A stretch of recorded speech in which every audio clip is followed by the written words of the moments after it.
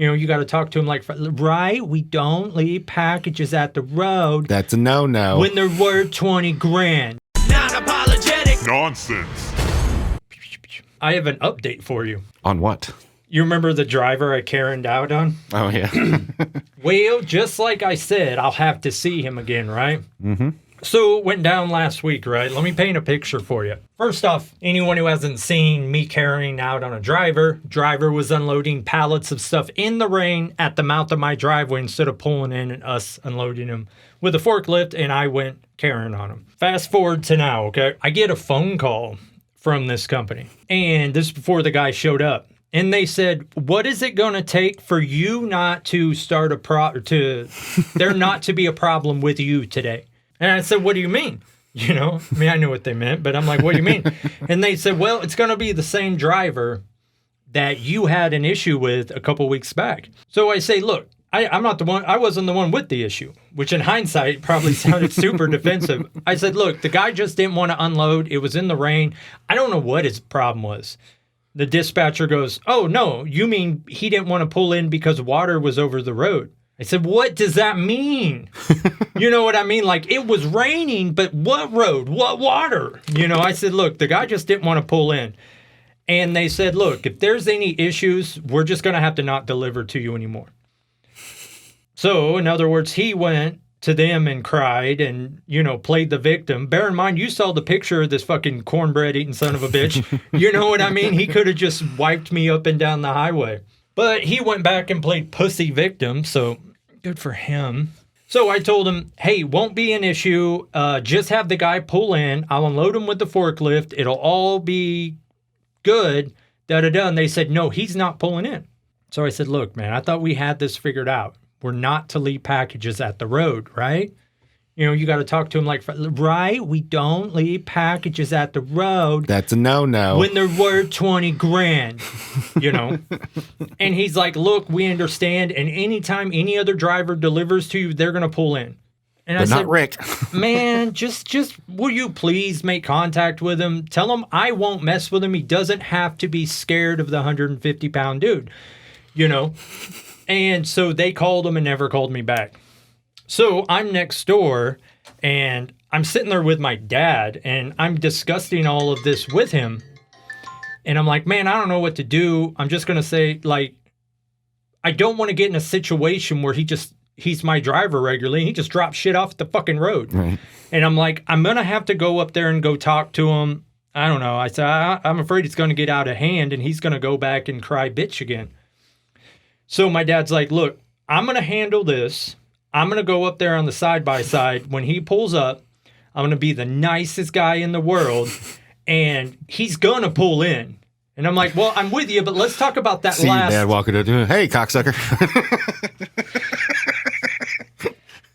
How you doing, douchebag? But I just had to tell him, I'm like, we need to revisit that last part of your sentence where you said, no matter what, he's pulling in. And I'm like, what does that mean? Like, you can't hurt this guy.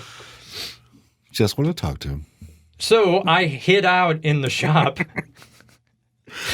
and he went up there, and apparently he made friends with the guy. So the guy agreed to pull in and be unloaded and to do it regularly. So I'm inside the shop. The doors are open, but the way the semi would pull, it's on the back side where, they can't see in there. And I'm in there just listening to their conversation. And they're talking like fucking bosom buddies who have been friends for fucking 30 years. They probably had a 20-minute conversation. They're laughing. Listen, my son's a real piece of shit. I asked him when he came in, I said, well, what was said? Da-da-da. He goes, nothing. He's a hell of a guy. And, and I'm like, we're having him over for dinner this weekend. Yeah, the fucking problem's you, buddy. So he claims that he just went up to him at the road and he was like, hey, man, we don't unload here. You want to just pull in, we'll have you in and out. And I'm like, that's fucking word for word what I said to him. And he's like, yeah, but you come off as a fucking dick. Haven't had that same driver again since then, so I don't know. Do I have to hide out every time this guy delivers so he doesn't fucking get his panties in a go twist? Get your dad. Or, like, do I just pop up next time and try to be pleasant to him? I don't know. It's a whole shit show because his company blames me They're like, what's it going to take for you not to be a little bitch to our driver, you know? You piece of shit. But, okay, what's like your opinion on it? Okay, you obviously know what a pallet is. Have you ever seen the pallets that they'll wrap them with cardboard so they have sidewalls like 6 feet tall? Yeah. Okay, so picture those full of like new sealed merch. There's no top though, right? And then they're just sitting out in the rain. Was I the asshole for running up to him and being like, what the fuck, man? No, it's a lot of money with shit there. Yeah. So that's my update on the Karen driver. What's funny is in the breakdown from part 1 when we discussed this, for the thumbnail, I used his photo. So, I don't know. I covered up the logo on the trucks and stuff, but if you know freight just from the coloring on the truck, you're probably going to know which company it is, you know, because you recognized it pretty quickly when I showed it to you, and it was just like half of the letter, you know, their logo. So we got that to look forward to. Fucking Mr. Beast is poor mouthing again. Oh, yeah? Yeah, were you here when we were talking about Mr. Beast runs around at every interview and says he has no money and he's poor? Mm-mm. Well, that's pretty well the nutshell of it. You know, the guy's worth over $1 billion, his company. So he has access to all that money, but he goes everywhere on TV and is like, it's so great living a modest life, and I only got $23. I don't even know how I'm going to eat tonight. You know, he's giving people money. He has a game show on Amazon, I'm pretty sure now. Yeah, I watched it. It was great. But I keep seeing headlines, you know, Mr. Beast has $23 in his bank account. He likes to act like he owns that company, that he doesn't have access to that account. He doesn't live in a nice house, and he doesn't even have to think about bills because they're auto paid from the $1 billion account, you know. So his latest thing is he's saying, I guess he's getting married. He's got some broad. Good for him. Yeah. He's going to lose it, half of it. He's made headlines everywhere. I've seen this in like 20 different places where he says he doesn't have enough money for his wedding. So he's borrowing money from his mother. So I Googled his net worth and it's over $1 billion. What are we talking about here? And every interviewer, like, they don't push back. So, yeah, I don't have anything, you know, I'm going to borrow money from mom, but I will pay her back. And then everyone's like, oh, that's so sad to hear. So what does that really mean? It means like one of two things. She works in accounting. There you go. That is an amazing observation. I was thinking that either he's just a liar, which was my guess, or that he's the biggest piece of shit in the world. And he's like, I'm not touching the billion because if I do, it'll only be 999,999, you know. So, Mom, you pay for it and I'll pay you back when I do another dumb fucking Prime drink sponsorship. Have to stay a billionaire, though. Who makes $1 billion and gets married? Like, am I jaded or am I crazy in saying that? Dumb. You know, that's just too much. Like, I don't understand it. When like sign a prenup. Yeah. Damn sure. And prenups can be broken, you know, but like whether and this is the same either way, if you're a woman who has high standing and like lots of value and money, or a man, like, I don't understand the point of getting the government involved. Like, you have enough money. It's not about like, well, she can now get on my insurance, or, you know what I'm saying? Like, you're way past that level. Right. So why not just have a fucking shaman dance around you at the party or something and not turn it into the government, to where this doesn't turn into like a court case that every YouTuber follows for 6 months. You know what I'm saying? Speaking of that, prove my freaking point. That douchey rapper, Migos, the one who's married to Cardi B. I don't know the difference between the guys, but we'll call him Jim. Right. So Jim is apparently divorcing Cardi B, okay? Oh, no. And so he's suing for spousal support, where she has to pay him a salary, you know, every month for like 3 years. It's Offset. I think that's his name. I've been seeing that shit too. Jim. Them fucking. So I Googled their net worths, which I understand that's not right, but it, you know, it at least gives you an idea. And his was like $100 million. Oh, man. And it's like, What kind of a bitch? Like, obviously, it's a fuck Only you. 100 million? It's a fuck you to the woman. You know, it's like, no, you're going to pay me because you're a bigger income earner. But what about the press? Like, what about dickheads like us who are like, really? You fucking puss?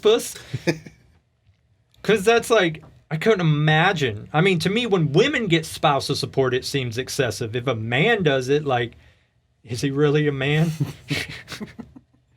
You know what I mean, though? That is crazy. I watched that Mr. Beast, that Amazon show, though. It was freaking good. Was it? Yeah, and I've never really seen... I'm sure I've seen a Mr. Beast video or a clip, but I've never, like, sit down and watched a Mr. Beast video, so I don't know if it's, like, par for the course of that sort of thing. I thought it was great. I saw a clip of it, and I was like, I'm going to finally... You know, I'm going to check out whatever this is, and I Googled, like... whatever they were talking about, and it popped up, 10-episode show on Amazon, Beast Games. It's awesome. Because they, like, take a warehouse and, like, put a bunch of, like, platforms. Everybody stands on them, and they're all on hydraulic levers. So whenever they want to eliminate someone, they can just, like, press a button and you just fucking fall. Is there a concept, too, like, you can... like, take the money or, like, leave it for the next person or some shit? Or something like that? They encourage you fucking over the people who you've made friends with in that, right? So it'll be like, we're going to put a number on the screen, and any of you 10 people in this row can press a button, and that money's yours. But all fucking 10 of you are eliminated, and you're fucking over these other 9 people.